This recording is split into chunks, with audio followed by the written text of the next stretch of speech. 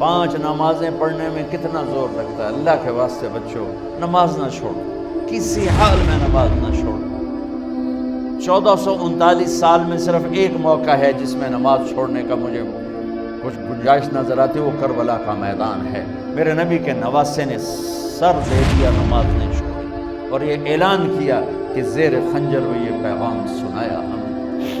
نماز نہ چھوٹے. اس امت کی اللہ سے قربت کی سب سے بڑی نعمت نماز ہے. میرے نبی نے فرمایا جب آدمی سجدہ کرتا ہے تو اللہ کے قدموں میں سر رکھتا ہے. کبھی چھوٹ جائے قضا ہی دو، لیکن نماز چھوڑو نہیں. میرے نبی کے دنیا سے جاتے ہوئے آخری الفاظ تھے الصلاۃ. میری امت نماز نہ چھوڑنا. روزہ سال کے بعد ہے اور اس میں بیمار ہے تو چھٹی ہے، مسافر ہے تو چھٹی ہے، زکوٰۃ مالدار کے لیے ہے، حج مالدار کے لیے ہے. فرض جو سروں پر قائم ہے وہ نماز ہے. میں ساری اپنی نسل کے سامنے بچیوں کے آگے ہاتھ جوڑتا ہوں، ان بڑوں کے سامنے ہاتھ جوڑتا ہوں کہ اللہ رسول کے واسطے سجدے سے باغی نہ ہو، سجدے سے باغی نہ ہو، سجدے سے باغی نہ ہو.